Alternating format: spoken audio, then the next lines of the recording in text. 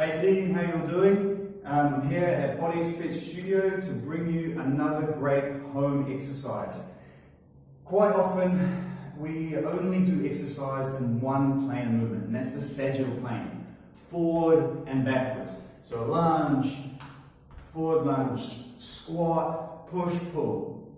And this doesn't create better movements. What this does is it keeps us in this little box, so when we step out to the side, that's when we get injured, or we lean over, or we rotate, because we're only used to moving in that one plane of motion. Once we move to another plane, that's when we get injured, and that's in our weakness. So the great thing about this exercise I'm going to show you, which is called the Rhino, it's all about hip mobility and hip strength. Now this is especially important for all sports, everybody's movement capacities, because hip rotation is generally where we're weakest. So that you can then control your movement and be stronger and more powerful into other movement patterns. So let's just go through the exercise first.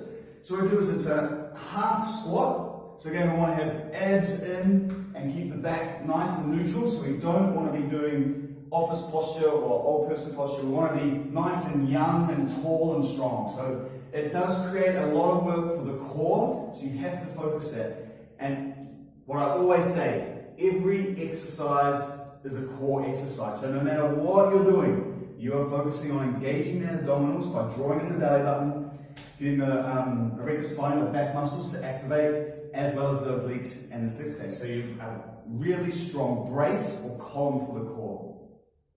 So we're into that half squat. My feet, again, just a little bit wider than the hip, because what we're going to do is in that half squat, we're going to rotate the knee down to the other ankle, staying at that same height and getting that rotation. So I'm forcing rotation in this hip. You can see there's a lot of rotation here, but this hip is also working for anti-rotation. So I'm trying to keep my pelvis as straight as possible and twisting through. So this is the stationary Rhino. We don't want you to turn completely over, because then you can see this hip hasn't rotated at all. It's just my whole body's turned. This hip is rotated, but we want to get both hips rotating through, so that shoulder needs to stay directly on. So that's the stationary Rhino. We can now do a moving Rhino, which is a step forward. So see my hips rotated there, and then a rotated and back. So it keeps you more core activation to keep the pelvis facing where the hips are, and then we're turning through. So it's a step and turn. And then there's still that massive rotation through. So with the moving Rhino, you get a lot more rotation, but with the stationary, it's a lot more control. Now this is a perfect exercise for any warm-up or in a class situation or exercise situation. So again, in warm-up, you're working on activation of all those hip muscles, as well as the mobility of the joint.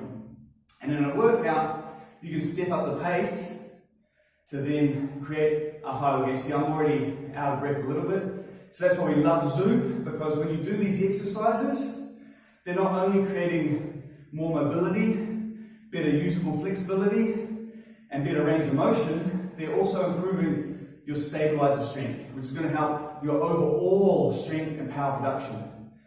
It's going to work your fitness as well. You can hear me out of breath. So that's why we love Zoom. It does everything in one. Animal movements that produce complete total fitness or total function. Give this a try. Let us know how you like it. See you next time.